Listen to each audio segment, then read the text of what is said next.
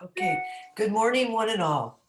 All right, here we are. I see that we're all here but Bob, but I bet he'll be here eventually. Now, how about the minutes? Would someone like to make a motion on the minutes? I move that we approve the minutes of March 22nd. Is there a second? Anybody? Second. Thank you. Okay. Discussion, anything? Are you all in favor? I have a Oh. question. I have a Yes. question about distribution of minutes. For some reason, I didn't receive the minutes on Tuesday. I'm curious if everybody else received them on Tuesday. I know Tony told me he did, but did everybody else? Yeah. Paul, did you receive? I did. Yep. I don't know what went wrong, Maureen. It's all right. I'm happy to get them to you, no matter what. Okay. Well, I'll always just make check in the date of the Yeah, meeting. make sure my name is in there as It's one of on the there. recipients. I checked. It's on there, David. Yeah, and your correct county email was on it, so I don't know. But, Okay. you know, this is my Outlook is a little different. Anyway, if we may have I can ask you, calling the question, all those that approve? Aye. Aye. No nays? Okay, the motion is passed. Minutes are passed. Maureen, I have a comment.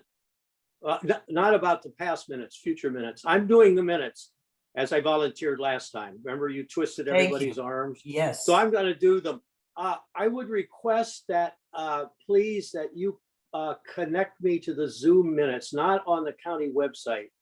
Excuse me, the Zoom video. If you would please give me that link I will be happy to do that. immediately after the meeting, if you can, or after your shot, because I use the video if I have any unanswered questions about what we actually said or didn't say. That's Thank fine. you. I'll be happy to do that.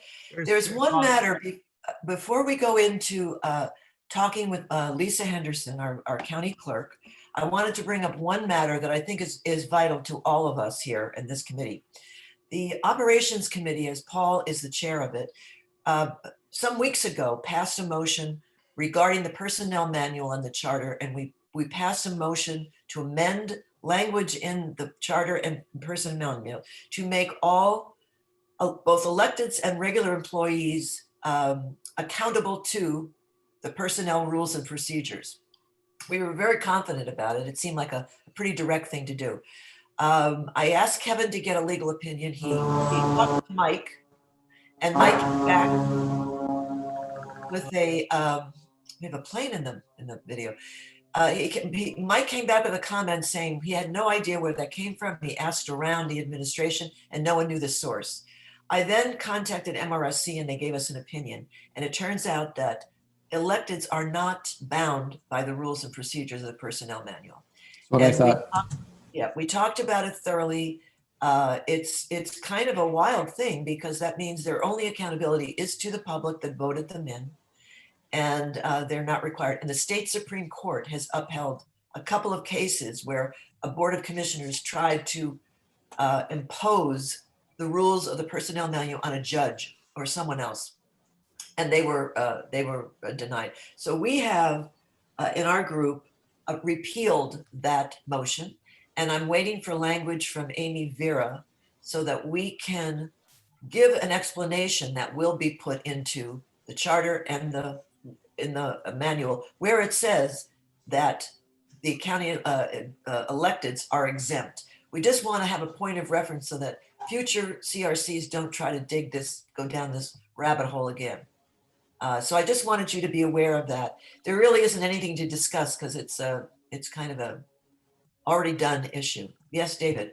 Did you say it was also in our list of issues? I thought I heard you say that. No, it's from the Operations Committee. No, I understand that, but it's not one of our issues. No. I thought But I'm bringing it to, because we're dealing with electeds and appointeds, I think that's just a small bit of information that it is important for this committee to hear. That's it. Could I? Okay. Paul is the chair of that committee, correct? That's right. Paul, just a suggestion, could you make a recommendation rather than an amendment but a recommendation to those elected officials that they voluntarily adopt it. I assume they can do that. But just, No. that's I'm not, not- What do you mean? I'm not sure where to go with that, David. I'm not ready You to know answer what, that. David? This is not up for discussion. That was just a piece of information I wanted to I pass on. understand. And I'd be happy to give you what I know afterward or later or tomorrow or something, but we're going to move ahead. I see that Robert O'Connell is with us, but I do not see him. Do you folks see him? Yes, You we Yes. see do. me? Wow. Yeah. Hi there, Unfortunately, Bob. I want to see you. We got Well, your first I face. can't- I don't know Robert. what to say. Yep. Can everybody else see me? Yep. Now I can see you. Okay. Now I can see you. Okay.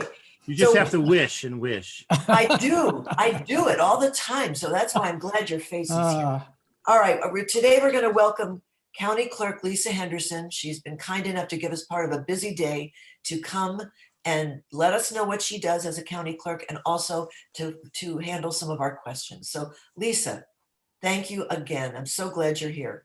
Oh, thank you for the invitation. And I just want to say thank you to all of you for stepping up to be on the Charter Review Commission. I know it's a sometimes thankless jobs, like many elected official jobs sometimes are. So I really appreciate you taking this on. Thank you. So now let me see if I can share my screen properly. All the new tech, I'm never sure which one's going to share.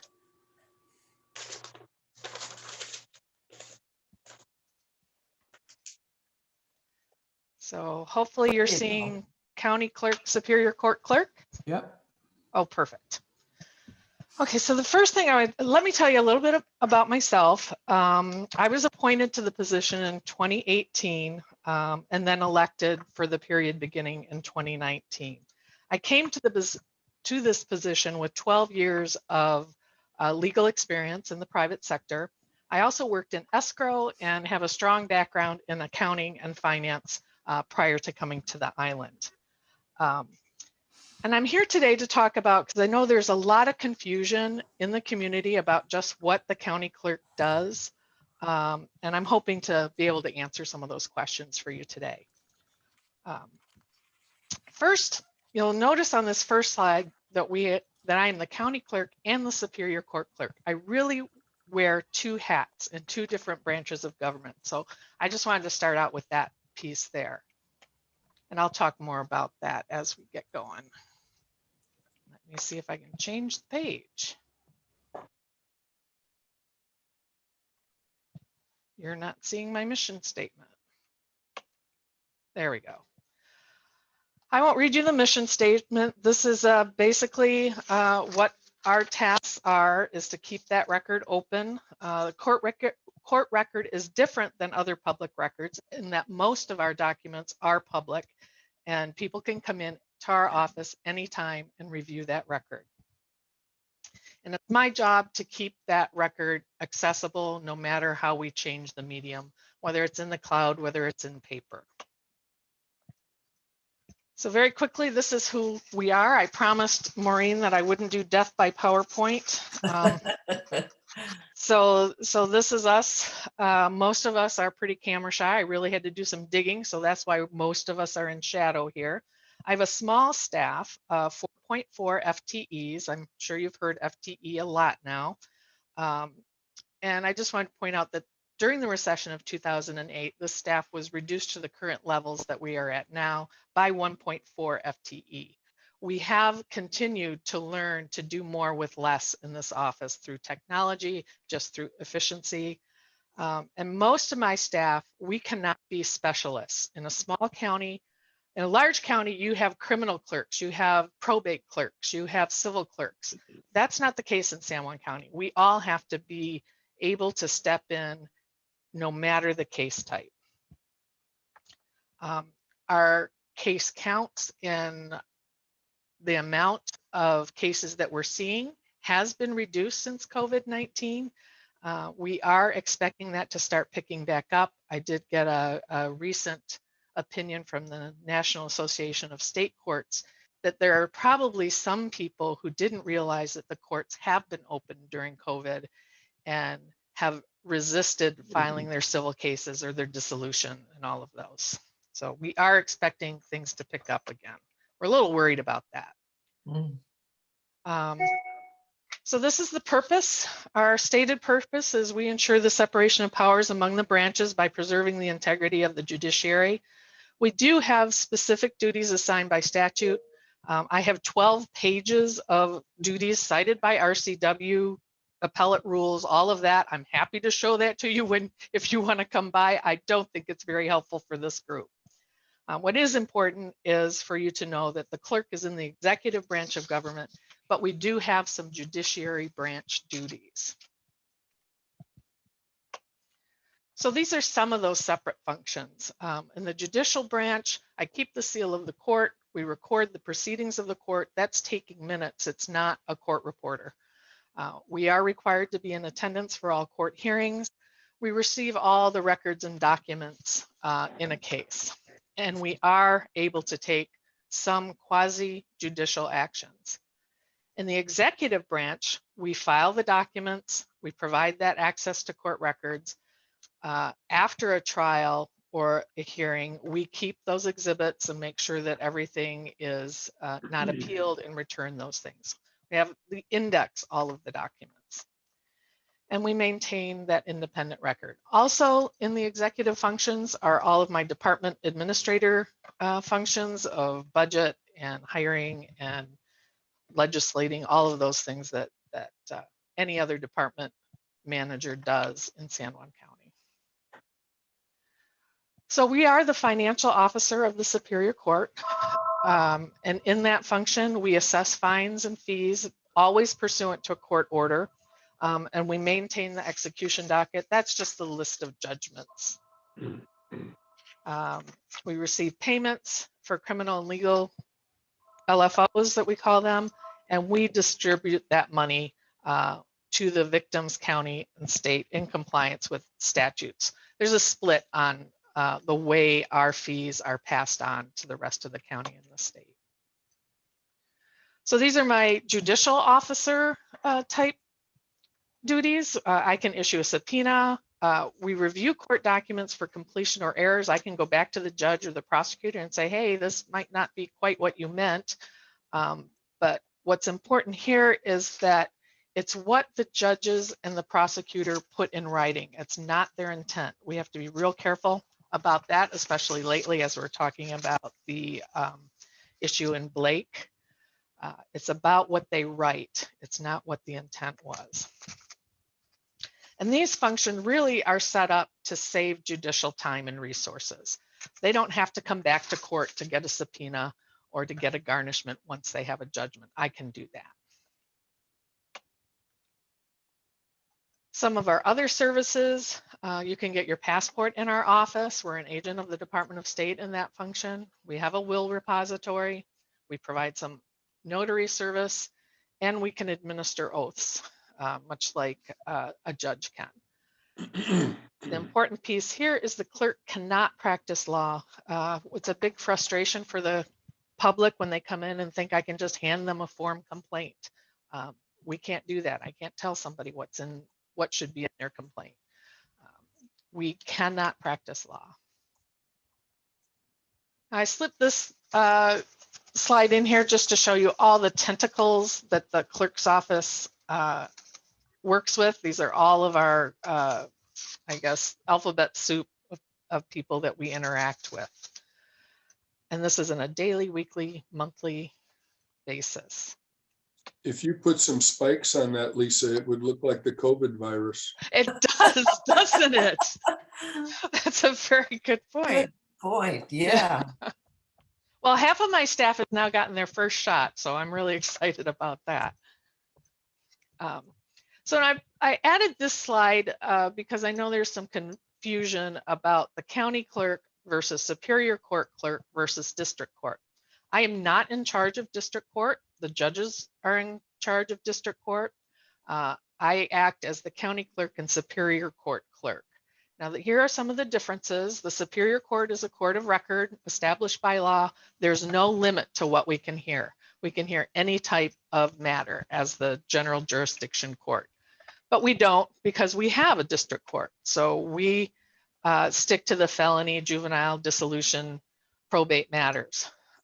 San Juan County is its own judicial district. You'll remember when we had Judge Lindy that was appointed in 2018, I believe. No, earlier than that. Earlier than that. Yeah. Way earlier. Yes, that's what I get for trying to go from memory. That's all right. When we are the appellate court for district court, and in Superior Court, the clerk is independent of the judiciary. So that's going to become, that's really the most important difference between Superior Court and District Court. In District Court, they have some, they hear, I don't want to say lesser cases, but there's different cases, civil disputes up to 100,000. But the most important part is their administrative staff reports directly to the judge, and that is a primary difference. So I know in the past there's been some discussion about blending the courts, and in order for that to happen, those clerks would have to report to me, and it would just, judges don't want to do that. There's also, just strong reasons for the clerk to remain independent of both the judiciary and the executive branch. As an independent elected official, I can advocate directly for the public. There's been some recent cases, thankfully on the east side of the state, it's not so much, our little community, where the need for independence of the court clerk or the Superior Court clerk and county clerk became really apparent in some of those courts. Court clerks and judges do not always agree. And there have been some cases that I'm happy to talk with you individually about where that became really apparent, and it was important for us to be independent to advocate on behalf directly to the public rather than reporting to a judge who could tell us, no, I want you to do this, or an executive officer that said, no, I want you to do this. But I would like to talk offline if you really have interest in making the clerk appointed. I won't waste time here talking about that. Another question that came up in one of your meetings was, how are we financed? We aren't financed by our fines and fees. We'll never be a self-supporting department. But here are some general things that we are a current expense department, but we do have some state sources of funding for the judges. We get some reimbursement for costs, for conviction costs. And lately we've gotten a good share of CARES Act funds direct from the state, not through the county CARES Act funds, completely separate. We have state subsidized training where I can send people to training and we're not bearing the full impact of that expense.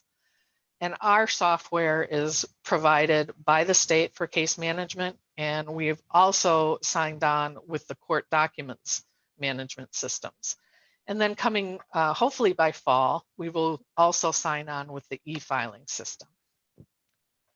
So again, this is technology. I vented a little bit, but I wanted to show you our courtroom right now.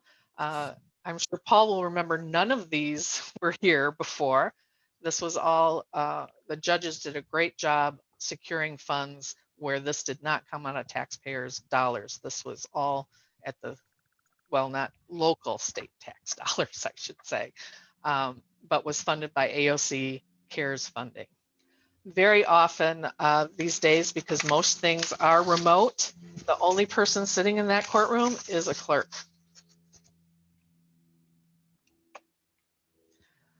So I just wanted to give you a little bit of a 2020 review. The clerk's office has maintained open hours 8 to 5 Monday through Friday. We did close. We changed our format a little bit in that we are now closed from 12 to 1. Everybody goes to lunch together. Everybody comes back together. That's going to allow us some time for training and not be interrupted. We also changed our office around. We have plexiglass like everybody else and reconfigured our counters. We suspended passport acceptance briefly in 2020. That's now back by appointment only, just to reduce the number of people till we get this pandemic under control. And we came up with an email filing process, which has been both a blessing and a bane. Email filing is not e-filing in any stretch of the imagination. It's actually made more work for us, but because of the reduced volume, we've been able to make this work for people. And again, my technology rage, just Zoom, Microsoft Teams, TV capture, screens, and more screens. It's like every time we turn around, we're getting a new training, we're learning a new format. And that's just really difficult on clerks. We like consistency. We have to be able to do things the same way. And I know everyone has been having these frustrations. You just get overloaded. So we are very much looking forward to just being able to come in and know what's coming every day without the glitches or anything. Mhm. And that's really all I had. See, so nope, death by PowerPoint. I think I had 13 slides. Sweet. So I am open for any questions or anything that I could help with, help clarify. Great, great. I see David's hand up. David, would you like to start? Yeah, two related questions. One is, who does your book, your accounting? Is it done by you with your own system, or is it handled through the auditor, through Mylene? And the second question was somewhat related is, what is your relationship with the county council? Is there any interaction whatsoever with the county council? I didn't notice them on that chart that had all the arrows going in different directions. That's probably because that was a general slide from all across the state that I stole. So yeah, council is definitely in there. My interaction with the council, so I'll deal with that question first, is really they see me once a year at budget time. They did appoint me in 2018 after Joan passed, sadly. But mostly I don't have a lot of interaction with them. They come over once in a while to say hello, but I don't have, it's not an office that has a lot of changes to law or processes that require intervention or supervision by the council. And on the other part of that, the accounting, we have our own accounting system. It's completely separate from the county. We do have audits yearly, but the court registry is a completely separate financial system provided by the state. But we are still audited like the rest of the county. And you're still part of the budget process though. Yes, yes, oh yes. Yeah, I have to come and beg for money just like everybody else. Thank you. Mhm.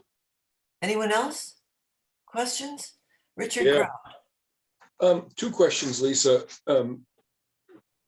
Part of my assignment was to talk to you. One of the things was about appointed versus elected, and I'd still like to do that. But I'm glad I waited because you answered a lot of the questions I would have asked you in your presentation. The other question I had was, I saw, and I think I knew this, that people who come into court are responsible for court costs, if they get arrested or whatever. Are there additional fees or charges that people wind up paying? Honestly, there is very few fees being imposed at all anymore.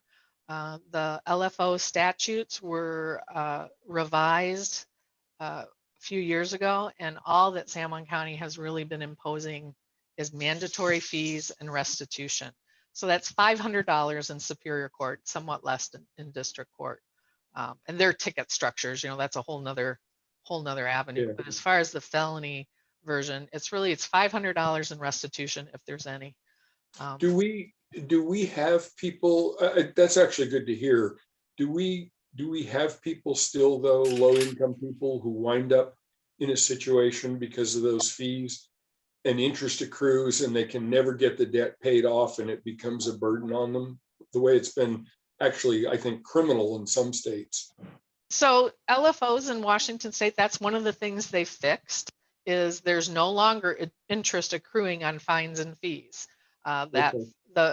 What does accrue interest is restitution, and that can still be imposed and still accrues interest, but that's a payment that goes direct to the victim. No part goes to the state or county. That makes sense. Yeah. What does LFO stand for? Legal financial obligations. Sorry. Thank you. You're welcome. Go ahead, Bob. Lisa, hi. Thank you for your service, of course. How long did you serve as in your appointed capacity before you took office as a elected clerk? I was appointed in April and then elected in November. And took office immediately or in January or what? Well, I took office in April. Oh, Yeah, right. when I was appointed, and then the election was in November for the term that began in 2018. The began at the Or, beginning of no, 2018? I'm sorry, the No, beginning of not 2019. 18. Yeah. Time flies. Okay, Yeah. so how This many is my months? first term. How many months did you serve as an appointed before you began serving as an elected? 7 months. Okay, and were you fully functioning as an appointed, even though you were in a position that was normally an elected position? Yes, I was. Okay, so I was the chief deputy prior, so that's how that works. If the clerk is unable to serve, then the chief deputy steps in. okay, so did you during that period of time report to the county manager? I reported to no one. The public, the same So as you the were, clerk does now. even though you were appointed, because you were in an elected position, you served under the same Gotcha, Tony. rules, kind of. Correct.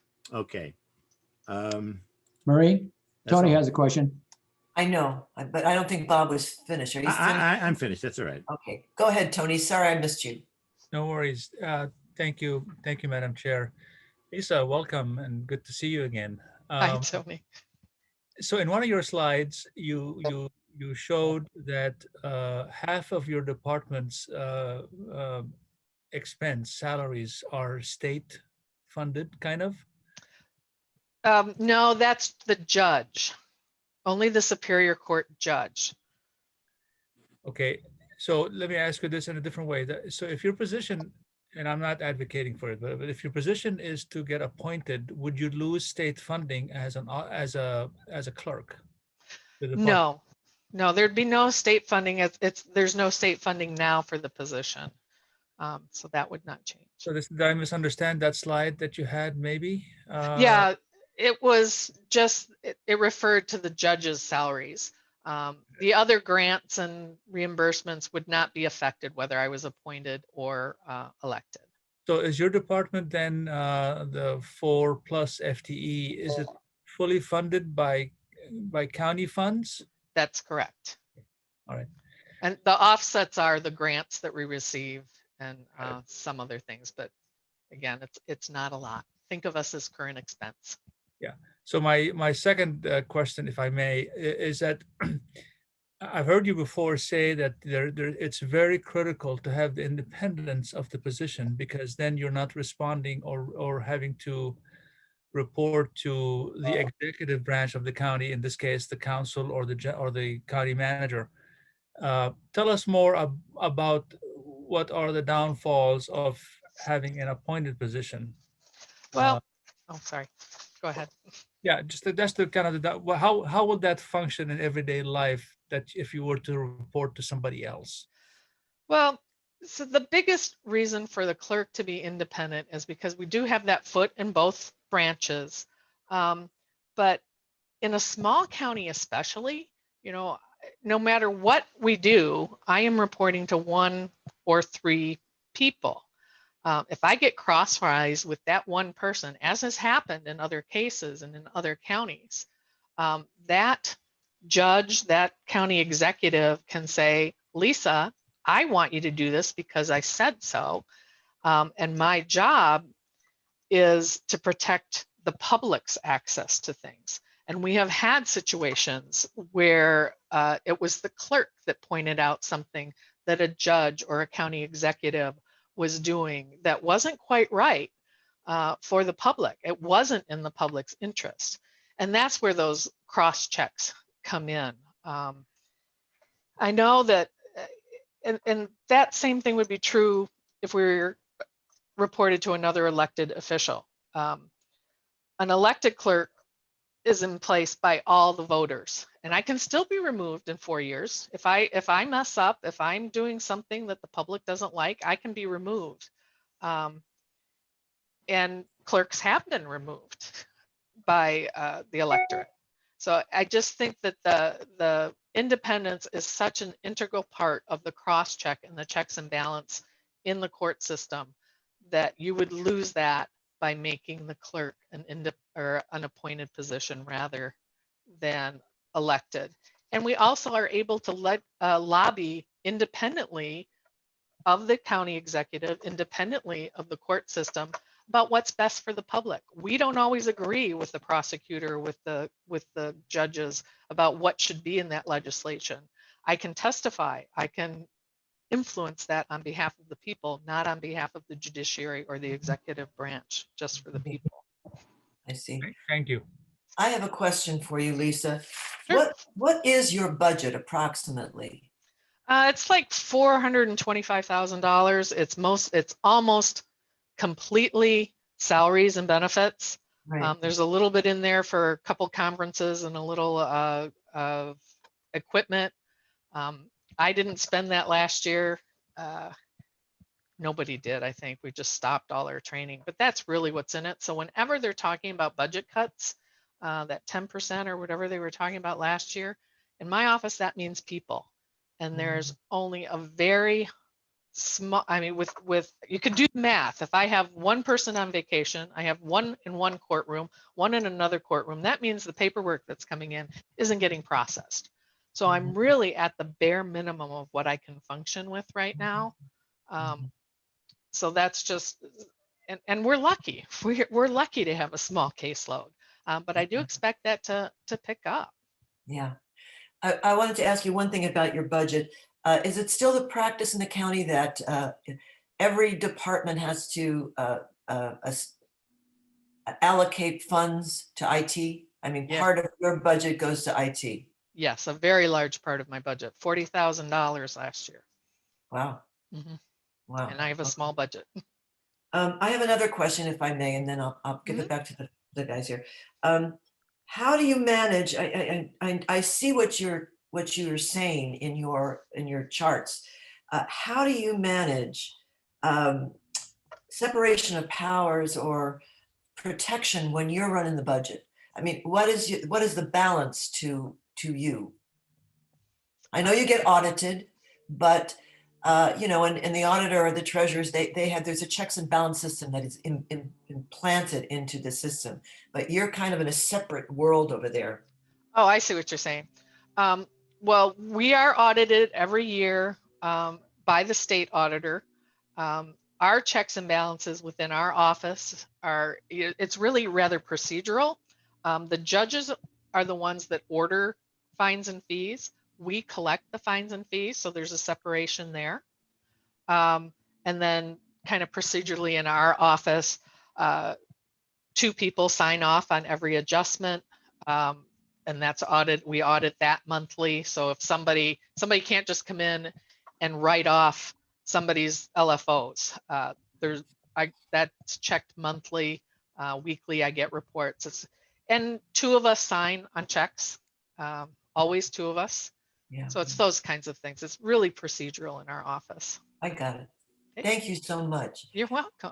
Looks like David has a question. Yeah, Lisa, I can understand your concerns about the position being appointed.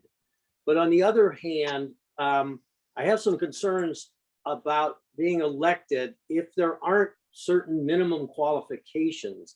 How is the county and how is your product, what you do, how is it protected from the possibility that somebody could run for office without an opponent but has no experience and no qualifications whatsoever? Are there minimum qualifications for someone to run for your position today set by the state? I know the county doesn't set qualifications, but are there from the state? No, there are not. I think it's like most other elected positions except for judges and the prosecutor. Anybody could run for my position. It would be up to the electorate to figure out whether that person was qualified or not. We have had people that have run for this position that were not qualified, in my opinion, but they were not ultimately elected. The voters knew, they weighed the applications and made the decision. Do I think, I think it would be very difficult. You're talking about minimum qualifications for this office. I think it would be very difficult for anyone who had not worked in this office to run. We have been lucky that there's always been someone that wanted to step up.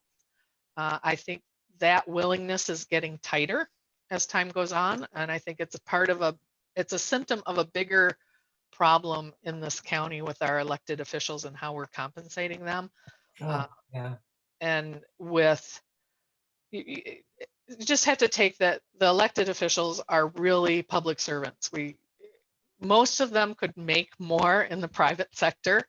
And the county clerk isn't any exception. If you started advertising the cost of recruiting and what you would want, it's going to cost you more. You're going to have to pay us on par as other department heads. There are administrators that make more than all of the elected officials, except for the judges and the prosecutor. But Yeah. those are just things, if you end up going appointed, it probably wouldn't affect me.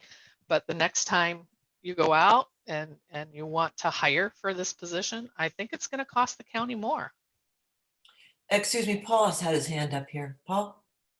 Lisa, hi.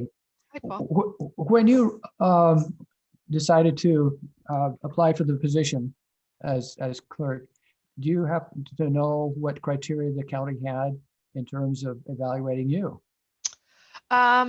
When I don't know what criteria they had. I know when I first came on as chief deputy clerk, we knew that Joan was not likely, it was going to be her last term. So I was kind of understudying even at that point. I know that for me, the reason I applied for the chief deputy and then applied to be the clerk was I felt this was a job made for me. It Yeah. was, I had background in all of the things that touch on. The real estate thing helps with, you know, some of the liens and things that we get, or the orders of sale, the accounting aspect that I'd been in for years, and the legal aspect. So that's why I applied for the job as chief deputy, and then ultimately chose to both run and submit my name for the appointment. I want to just say one thing, and that is that San Juan County has been lucky to have really strong county clerks for many years who are the same people. Mary Jean Cahale was here for a long time. Joan was in for a long time. That continuity was very beneficial for the county. Yeah. Unless there's a really pressing question, we're almost at our time here, and I do want to move on. Is there any other questions that folks might have for Lisa, who's been very candid and great with us? I'm so grateful. Thank you. Is that it? Okay. Thank you, Lisa. So Thank you, much. Lisa. You've Thank been you wonderful. all. That's Thank wonderful. you. Much appreciated. It's okay. I'll still hang out and listen to the rest of the discussion because I'm Please interested. do. Try and stay awake, Yeah. okay? All right. Thanks. Bye-bye. Okay. All right, folks, here we go. We're moving on. And our next discussion is the continued discussion on sheriff. Is everyone ready to go with that? Sure. Okay. So we left off, if I'm looking at my, we just left off in conversation. We've had Sheriff Krebs come to us. Does anyone want to take it from there? How did you feel about his presentation? Did it change your mind? Did you think any differently? Who'd like to start? I will. Okay, thank you, Richard. My reaction was, if all of that stuff is really happening, that was impressive. Mhm. You know, what he walked us through. That's good. I mean, that's true. It's very vivid in my mind what he said. And yes, I guess that's something we could try and confirm, but he said it. I believe him. Does anybody else have a comment on this? This is a big discussion, so we should all try to vet this as best we can. Bob, go ahead. I agree with Dick about how impressive the things were that he listed. I don't know why he couldn't accomplish all those same things as an appointed official, and why he would necessarily have to be elected. I have a problem with the sheriff being elected, and one of the main reasons is the pool of folks from which the next sheriff comes. The people who rise up to run and be elected. It's very in-house, I believe, from what I've seen there and what I've seen in other places, and that can develop into a little fiefdom, and the sheriff can do as he pleases, maybe a little bit too much. You would think that being elected would make the sheriff feel most responsible to the people. I don't know if that happens, but I believe that we're going to get the best sheriff if we have an opportunity to set up the qualifications and then recruit from all of the possible folks that we could bring in, rather than from who his deputies are. Tony has a question. Right? Paul, did you have something? Tony has a question. Tony, please. Am I not on your Hollywood Squares, Maureen? Is it? Well said, Tony. I love it when you're in the center of my screen. Go ahead. Thank you so much. Let me just. This is a tough one. I think I've lived on this island a while, on Orcas Island, and I've known most of the deputy sheriffs and sheriffs that have served this community and this county in general. There is a component that I hear this a lot, that in other places they do X. Well, we are a small community, and we want our sheriff and our deputy sheriff to know our community. So if they're working from the ground up and they become sheriff at some point, or a sergeant in the interim, that means they've learned the community. They're able to apply the law and do what they need to do based on the system that we have. So if that person, that deputy, runs for elected office as sheriff, and they get elected, to me, for our communities, that is really good enough. I don't need to go nationwide to look for a sheriff to have somebody come here and be the appointed sheriff with all of the credentials, with all of the degrees and all of that. To me, that is not as important as somebody that knows the community, knows with teenager is the troubled kid, or that they need help as opposed to being put in prison. They know who are the families that are dealing with drug addiction, alcoholic addiction, and so on. So they know all this stuff. You bring somebody from the outside, it's going to take them years to figure this one out. So they might be qualified to be a sheriff in a large city or a bigger community, but are they really qualified to be a sheriff in an island county that has issues that are different than other places? Many similar, but a lot of different issues. So that's my take on this. I think we should. Understood. Bob, I think you're next. I would just like to say that the opinion that I offered a moment ago was largely theoretical. I've only lived here for 7 years. I have to say, I find Tony's argument somewhat convincing, I have to say. It makes a lot of sense to me. And I know it runs counter to what I said just a moment ago, but I'm sure open to letting that sink in. That's all. Yes, Richard. What Tony is identifying, I think, is a double-edged sword. I mean, we've been here long enough that I remember in the recent past, a deputy who came up through the ranks and became sheriff, and from what I saw, was incapable of being a functioning administrator. He just didn't know how to do it. And yet he'd come up through the ranks, but maybe being the undersheriff was the Peter principle for him. In the much more distant past, we had a sheriff who knew the community, but had a very old school approach. It was only a little better than the town marshal who carried a list of people who were not supposed to be arrested for drunk driving. It's kind of the good old boy approach.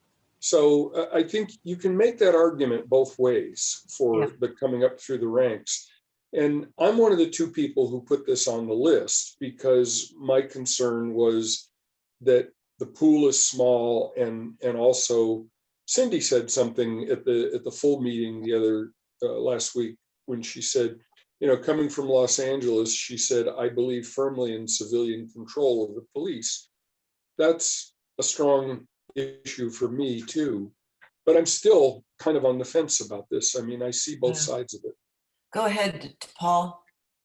Well, in my experience, in terms of being an assessor for 20 years and prior to that, working in the office, I relate to what Tony is saying.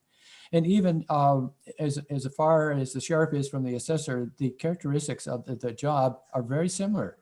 We are relating and become related to the public, and how we do our job is reflected by the public. And I think that has been true with the sheriff as well. So I'd be interested in Dick. You didn't mention who those particular people you were referring to and as sheriffs, what their names were. I can't relate to what you were saying. Well, I'm not going to identify them by name. Well, they were sheriffs. I would just say this, in sort of going back to what Bob said, a nationwide search of the look for the right person, the qualified person, can always, especially in law enforcement, deliver a kind of person who's always going to create a clique, who's going to create a certain kind of department based on what their background is, because law enforcement tends to be pretty tight as a group. So I think it goes both ways. Now, I think Tony is next, and then we're going to wrap this up because I have something else to get to before we finish. Okay. Tony, go. Thank you, Madam Chair. I do understand what Dick is saying about there has been instances where sheriff kind of good old boy, but can you actually visualize, and I'm not asking Dick, I'm just asking in general, I'm asking a rhetorical question. Can we actually visualize a time in our community, in our county, in the next year, 2, 5, 10 years, where we would have such a sheriff without having everybody making sure that doesn't happen again, the good old boy network, the 5 people that don't get their ticket and all that. I can see that happen 20, 30 years ago because this community was a little different or much different. But I just cannot imagine that we would elect somebody that will have become or could become that. So I'm hoping, and again, I can see what you all are saying, that there are 2 sides to this issue and they're very compelling, both sides. But I'd like to keep it the way it is because we can always keep an eye on stuff as a community, especially with social media and the press and all that. We can cover and mitigate a lot of these problems if there are any. Go ahead, Richard. Just a quick answer, Tony. I agree with you. I think the likelihood of getting a good old boy kind of situation is much more remote. The more likely one is someone who winds up in the position who simply doesn't have the skills to run the office. That's the more likely situation. Right, and I agree with you with the previous sheriff, the one right before Krebs. I get that. I mean, he kind of was the last man standing, and he basically became the sheriff. But you know what? The electorate discovered that, and he's no longer the sheriff. So I think that worked out. Yes, he was there for maybe 2 or 3 years too long, but that's another story. Okay. I would like to. Don't quote me on this. Yeah, right. I won't. I promise. I don't want to Get get that in minutes, David. I don't want to get arrested by the current sheriff. No. Well, you're on the list now. What I want to say is we really have to make tracks with this. So what I'd like to do is continue this to our next agenda, but I'd like to take a straw vote if possible, or maybe more. I'd like us to get closer to just saying, let's put our cards on the table with this, because we have a couple of other things that are floating here that are big too. And that's what I want to get into. So we're going to put down this conversation. Is that agreeable? That next time Go ahead. start Well, thinking I about voting? thought you meant take a straw vote now. No, I I get said an idea in next my head. time. Okay, Next time, we'll start with this and we'll do that, and let's really start nailing this one down, okay? So be prepared. I want to see if there's anybody here, because I'm going to start new business. Is there any person from the public that wishes to make a comment to us today? Anyone? Nobody. I mean, Lisa, but there's Okay, all right. So that there's no public comment, I want to move to new business, and I want to go to I sent you Kevin's comment about the treasurer and the the disbursement of roles to assessor and auditor, and they want more details. I emailed Mike twice. I sent him the question and some follow-up questions with it. He never responded, and then I sent another one, and apparently he got a hold of Kevin, and they want us to break down the duties in the departments. Did you all see that? No. Yes. I sent it to everybody. Oh, okay. And we wanted to know which tasks go to which department, and there's a lot more involved. So this is something we have to go back into, and maybe, I don't even know how we can break down, because there's more people in the treasurer's office than I realized when we did the thing. Richard? I'd like to give Paul an assignment. When we heard about that, when we had that discussion with the treasurer, she laid out the functions in the office. And Paul, you had some really good comments about if we did do that, which functions would logically go to the auditor and which would go to the treasurer. And if you could put that in an email, just as, you know, what your opinion of how that might work, and send that to all of us before the next meeting, I think that'd be really useful. I wish I had written it down when you were talking about it. Can I respond to Dick? Sure, please. So, yeah, so Dick, I got that from Mylene. She actually set that up for me. So I didn't really make that up. It came from Mylene, who really understands the treasurer's office much better than I do. Oh, well, do you remember it? Can you lay it out for us again? Just as I did before, Mylene indicated that she could take on the accounting work that does from the treasurer. One thing I didn't hear from Mylene was investments, and that's a big part of what the treasurer does. But she seemed to think that could be absorbed in the auditor's office, and the other two people could be absorbed by the assessor's office in terms of issuing of the tax statements, collecting of taxes, all of that portion of it. So that's where that came from. I just wanted to let you know that I didn't make it up. It was actually Mylene who directed me on those areas. I was crediting you for coming up with it from your experience. Well, part of it is. Part of it is, Dick, yes. Bob, did you have a comment? no, just that what you've got going here is a good start toward answering the question. If we can just take the people that Paul was talking about who are would go here, and the people who would go there, and those are all of the duties, then find out what they're paid, or whether it would require anyone additional, or whether it's just the transfer of those people under the boss that would go to the two places. If that's all it would require to get everything done, then it's not complicated. The fiscal impact is the salary of the boss, right? Pretty You know much. what? David and I volunteered to talk to those various officials a couple of weeks ago. We said, we split them up and said we would do that. We haven't done it yet because we knew we were going to be interviewing some of them either here or in the full meeting. But we just agreed this weekend that we have to do that this week. So my list includes Mylene. So I will talk to Mylene, and I will ask her to lay that out for me again. How, if that happened, how would you divide the functions? Which would go where? Yeah, that's a good idea, Dick. Okay, Terrific. so Tried what I really hard see to assign happening, it to you, Paul, but it didn't work. well, you know, I just am a little sad that Mike didn't get back to me with anything or ask me to do this. It had to come through Kevin. We're delayed now a few weeks. So what I'd like to do is put the sheriff's discussion and this discussion back on for next meeting, and that will take up the whole time. And let's move forward on both of them, okay? Yep. That's good. David, I think I need to correct what Dick said. My understanding is what Dick and I were going to do in talking to Mylene and others was to look at minimum qualifications. I didn't think Dick had anything to do with this potential combination of different departments. I'll look back at that, but I'm beginning to think that this whole thing is going to be a very, very difficult issue because first of all, you got many permutations, and second of all, it's a very complicated thing for somebody, in spite of having Paul and others who were in there at one time, but to go look at the issues and understand it enough to come up with a real meaningful recommendation to the full council.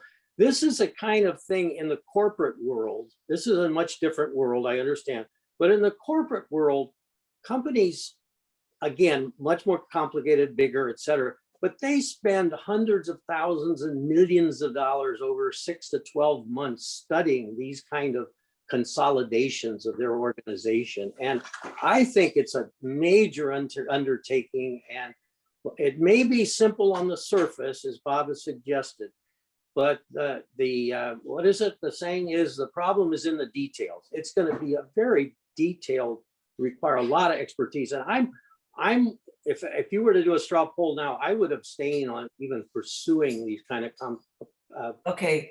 suggestions about consolidation. Okay, I'm gonna have to end it right there because we're out of time, but I want to just remind you that when we talked with Jamie Stevens this week, or last week, he suggested all of them going to appointed and having somebody over it. So remember that is also out there instead of taking just the treasurer out. So FYI, let's talk about this the next time, okay? I've got a vaccine to get.